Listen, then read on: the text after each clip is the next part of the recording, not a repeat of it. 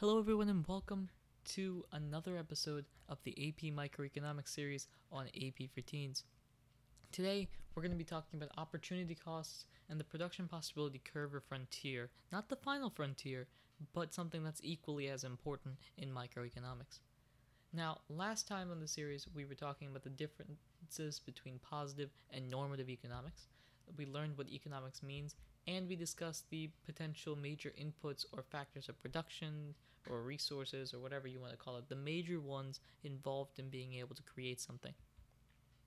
In this episode, we're going to be discussing something different. We're going to launch into what opportunity cost is. We're going to discuss the production possibility frontier or curve, and we're also going to be doing a lot of graphing in microeconomics on the AP exam and in class. You're going to need to know a lot of graphing and be able to understand different graphs. This is the first big one that micro talks about.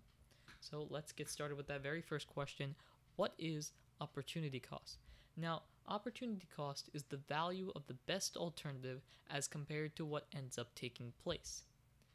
When using your resources for a good or service, you can't use it for another. The opportunity cost is the most valuable alternative option that you could have had.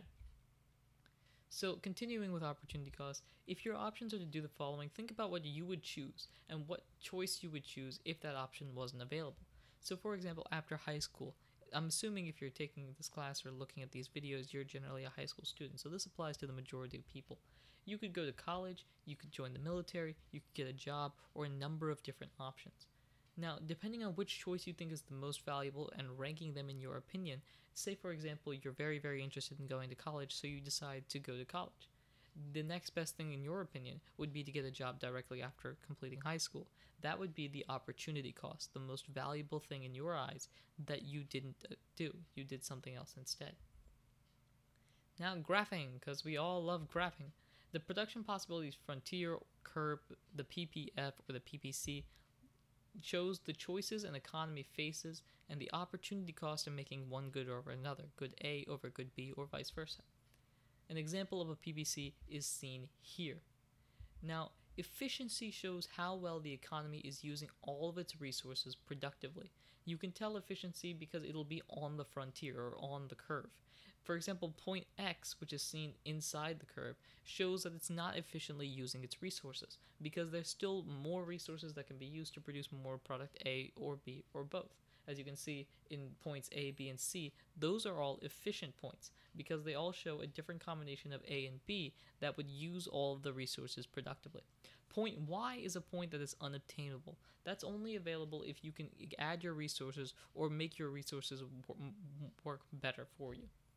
The slope is the rise over run, and that generally shows how much of one product you need to give up in order to make another one of the next one.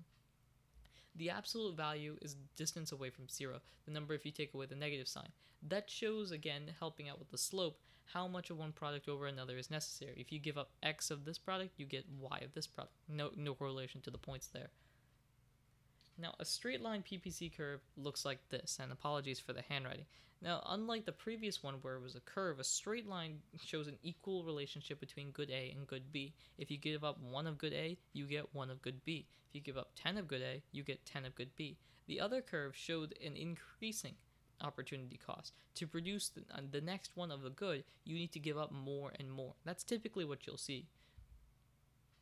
Now, the capital versus consumer graph, that's part of the graph, this is the other part, shows the comparison between capital goods and consumer goods.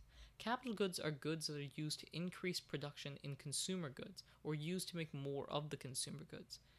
And consumer goods are the goods purchased by the consumer to be consumed by them. The example that my teacher taught me was a pizza shop.